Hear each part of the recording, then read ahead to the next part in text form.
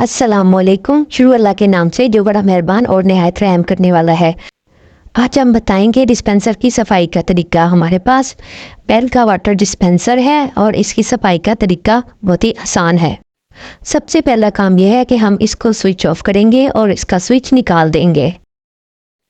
और दूसरा काम हमने ये करना है कि हम इसके ऊपर से बोतल को उतार देंगे और बोतल हमेशा जब खाली होगी तो ही हम ये काम करेंगे। उसके बाद इसके टैंक में जो भी पानी है उसको हम टैप में से निकाल देंगे, हॉट में से भी और गोल टैप में से भी, और इसको टैंक को मुकम्मल तौर पर खाली कर लेंगे। अब हम डिस्पेंसर के ऊपर जो जहाँ बोतल फिक्स की जाती है इस कैप को थोड़ा सा घुमाकर निकाल लेंगे और उसके बाद नीचे एक प्लेट होती है, इसको थोड़ा सा खींचेंगे तो ये भी आसानी बाहर आ जाएगी। अब डिस्पेंसर के नल के नीचे जो एक डिश लगी होती है इसको भी थोड़ा सा हम खींचेंगे तो ये आसानी निकल आएगी। इसको भी हम धोने के लिए बाहर निकाल लेंगे। इसमें जो पानी जमा होता है इसको रोज़ाना हमें ज़रूर खाली कर लेना चाहिए ताकि ये साफ़ सुथरी रहे। इसको भी हम अच्छी तरह से साबुन की मदद से धो लेंगे। अगर ये साबुन और डिश वॉशर से साफ़ ना हो और इस पर पानी के सफ़ेद सफ़ेद निशान पड़े हों तो हम इसको सिरका और मीठे सोडे की मदद से बआसानी साफ़ कर सकते हैं। फिर हम इनको धोकर अच्छी तरह से खुश्क होने रख देंगे। अब हम इसके ऊपर से जो हमने डिश और फनल को निकाला है उसको भी हम अच्छी तरह से साबुन की मदद से धो के साफ़ कर लेंगे और इनको खुश्क होने के लिए एक साइड पर रख देंगे। अब हम डिस्पेंसर के नीचे रेफ्रिजरेटर बॉक्स की सफाई करेंगे। इसके अंदर से पहले तमाम चीज़ें आप निकाल दें, फिर इसके अंदर जो भी डिश वगैरह है उनको भी निकाल लें। अब ये जो हमने डिशेस वगैरह निकाली है इनको भी बहुत अच्छे से हम डिश वॉशिंग लिक्विड या फिर साबुन से धो लेंगे और एक साइड पे खुश्क होने के लिए रख देंगे।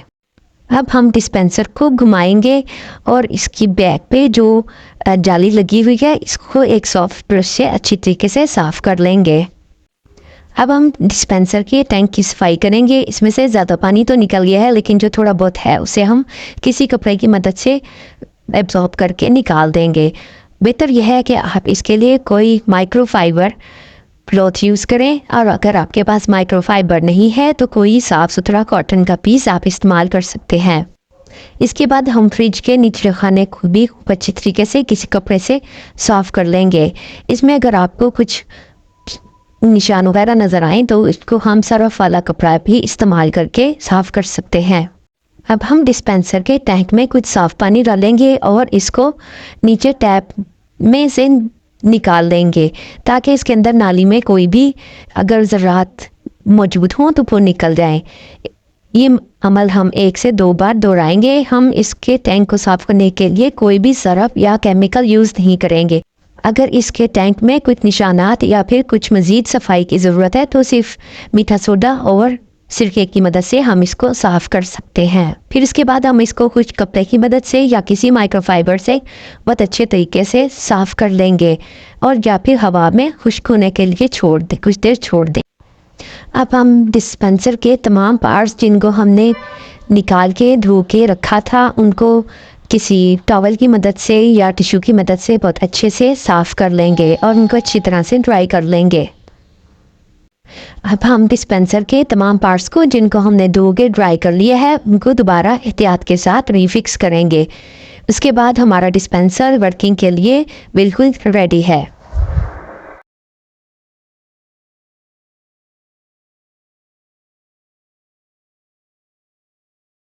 अब हम डिस्पेंसर की बोतल को इसके ऊपर लगाएंगे।